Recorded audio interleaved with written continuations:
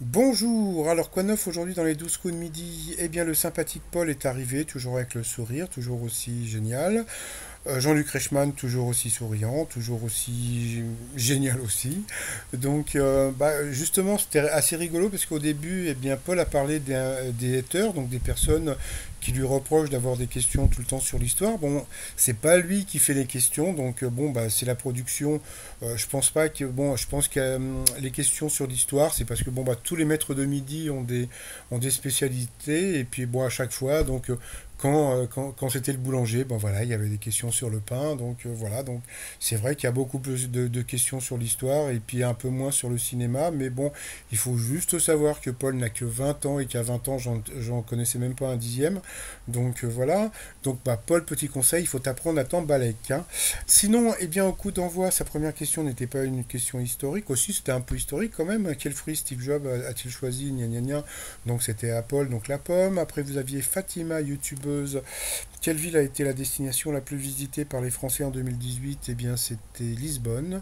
Après, donc, vous aviez donc la jolie Marie qui était venue avec son mari, qui, au départ, je sais pas, il paraît qu'il ne plaisait pas vraiment, mais il a suffi qu'il la fasse rire pour que ça fonctionne. Et puis là, bon, il y a eu une séance un peu rigolote où justement Paul a dit que bah, lui, il essayait avec l'humour, bah, que ça marchait pas, mais t'en fais pas, mon petit Paul, avec la notoriété, maintenant, je suis sûr qu'il doit recevoir plein de lettres d'amour, donc il n'y a aucun problème pour lui.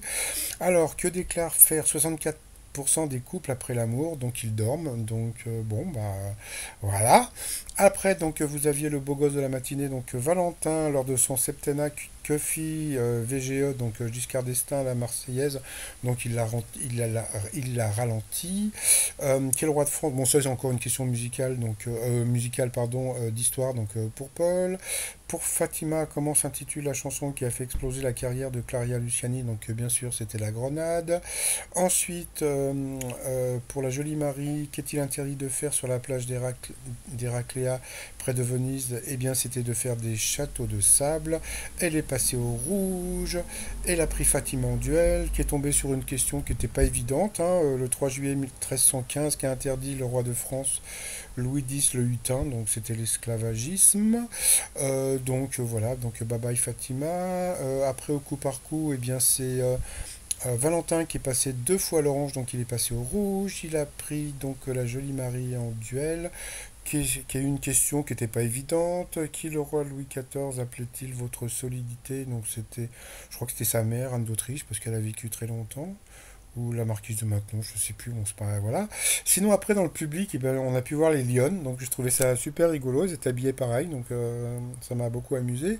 Après, bah, en coup fatal, bon, bah voilà, ça a commencé, bon, bah, un petit peu doucement, et puis, bah, sur cette question, eh bien, Jean-Luc Reichmann s'est un peu loupé, donc à qui Rita Mitsuko chantait-il Dis-moi oui, Andy, et puis, bah, il a dit Andy, et puis, donc, bon, bah voilà, donc il avait donné la réponse directement, donc au moins, on a pu voir que bon voilà, il s'est planté. Comme il a dit, c'est pas une machine.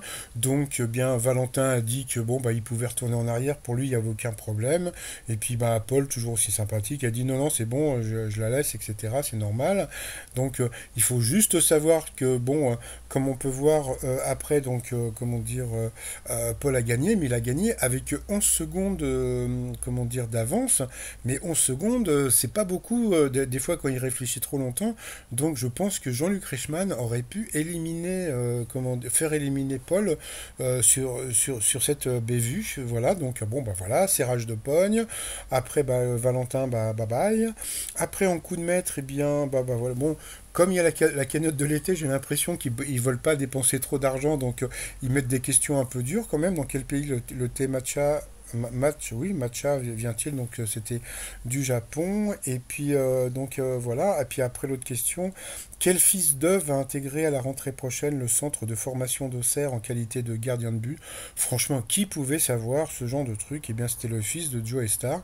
Donc, il n'a gagné que 100 euros, donc à partager avec un téléspectateur, quoi, avec la cagnotte, donc ça fait 50 euros. Donc, je vous remets pas le t-shirt 50 euros. Donc, voilà. Dans l'étoile mystérieuse, bah, ça bouge pas, donc toujours David Assen. c'est l'off. Et puis pour finir, je remercie les trois personnes qui m'ont commandé les t-shirts La Casa de Popol hier, ça m'a beaucoup amusé.